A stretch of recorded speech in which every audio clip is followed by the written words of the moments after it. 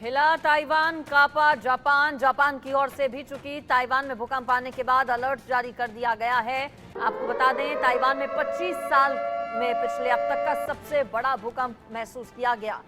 तीव्रता 7.2 मापी गई। भूकंप से एक की मौत है, 50 से ज्यादा लोग घायल हैं। ताइवान की पूरी धरती कांप गई। इस तेज भूकंप से कई इमारतों को भारी नुकसान पहुंचा है। 7.7 रही तीव्रता। भूकंप से 87,000 घरों की बिजली ठप हो गई है। भूकंप के बाद ताइवान में इंटरनेट सेवाएं भी बंद हो गई हैं। जिंदगी पटरी से उतर गई है। जनजीवन अस्त व्यस्त हो गया है। वहां पर लोगों का यातायात पर भी बड़ा असर। बिजली सप्लाई बाधित हो गई है। पानी की सप्लाई बाधित हो गई है। इंटरनेट सेवा बंद की गई है। कई इमारतें ऐसी हैं जो कि झुक गई हैं, कुछ ताश की पत्तों की तरह बह गई हैं। जबरदस्त भूकंप जिससे पूरा ताइवान हिल गया। राजधानी ताइपे में खासतौर पर मुख्य केंद्र रहा इस भूकंप का। ताइवान में तेज भूकंप के झटके महसूस किए गए। 25 साल में अब तक का यह सबसे बड़ा भूकंप। इस भूकंप के बाद जापान की ओर से सुनामी का अलर्ट जारी किया गया है। लोगों को सतर्क रहने के लिए कहा गया है। ताइवान में आए भूकंप ने लोगों को भारी मुसीबत में डाल दिया है। एक के मौत की खबर है, जबकि बताया जा रहा है कि 50 से ज्यादा लोग घायल हुए हैं। जो इमारतें जमींदोज हो गई हैं, वहां पर मलबों में कुछ लोग दबे हो सकते हैं।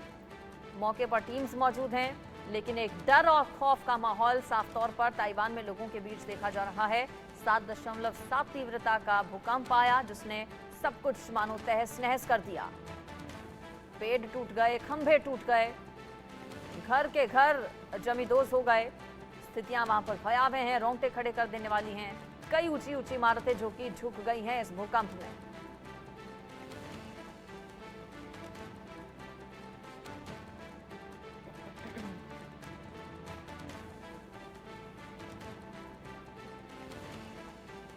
ताइवान में सुनामी का अलर्ट जारी किया गया है। जापान और फिलीपींस में भी सुनामी का अलर्ट जारी किया गया है। 10 फीट तक उठ सकती हैं लहरें। मौसम विभाग की ओर से अनुमान जताया गया है। लोगों को सुरक्षित जगहों पर जाने के लिए कहा गया है। जैसा कि हमने पहले भी बताया आपको, वहां पर अलर्ट पर रखा गया है। सभी लोगों को टीम्स का गठन किया गया है, ताकि अगर किसी भी तरह की ऐसी स्थिति पैदा होती है तो लोगों की किस तरह से मदद की जाएगी।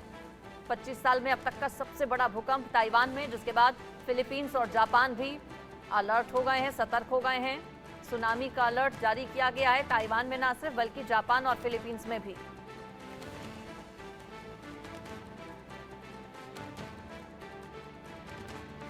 इस पर मेरे साथ अजय जांडियाल जुड़ गए हैं, इंडिया न्यूज संवाददाता, ज्यादा जानकारी के साथ।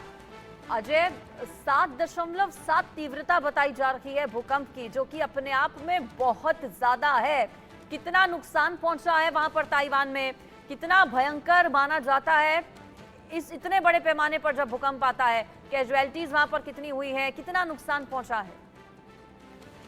देखिए, बिल्कुल आपने सही कहा। 7.7 तीव्रता का भूकंप जो है, अगर आप देखें तो नियर फ्यूचर में कहीं अभी देखा नहीं है पीछे पिछले कुछ समय में। और खासतौर पे अगर आप देखें तो ताइवान में 25 साल के बाद इस तरह का भूकंप जो है उन्होंने फेस किया है। जो विजुअल्स वहां से आ रहे हैं उसमें देखा जा सकता है कि कैसे कई इमारतों को वहां नुकसान पहुंचा है।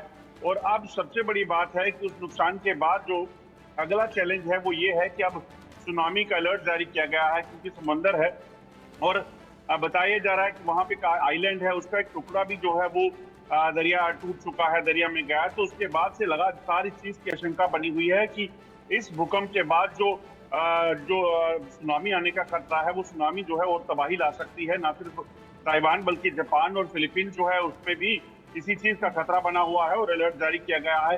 लोगों को, जो तटवर्ती इलाकों में रहते लोग हैं, उनको अलर्ट किया गया है। और सबसे बड़ी बात है कि इस वक्त ताइवान के लिए समस्या ये है कि उनको एक तो जो अभी तक नुकसान हुआ है उसको देखना है, अगर लोग जो कहीं फंसे हुए हैं उनको निकालना है, और वहीं दूसरी तरफ इस चीज की भी तैयारी करनी है कि किसी और तरह से अगर सुनामी से कोई और नुकसान होता है तो उससे भी निपटने के लिए उनको तैयारी करनी है। कहीं ना कहीं इस वक्त काफी चैलेंजिंग सिचुएशन जो है ताइवान और जापान और फिलीपींस के लिए बनी हुई है।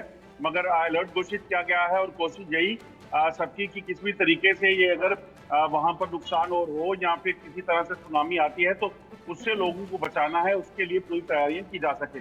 बिल्कुल, और इसे कुदरत का कहर कहेंगे। सुनामी का भी अलर्ट जारी किया गया है। भूकंप के झटके इतना तेज थे अजय कि बताया गया कि चीन तक वो महसूस किए गए हैं। न सिर्फ ताइवान बल्कि इससे प्रभावित चीन भी, इससे प्रभावित फिलीपींस भी, इससे प्रभावित जापान भी। आपका फिलहाल शुक्रिया इस पूरी खबर पर अजय जानकारी देने के लिए।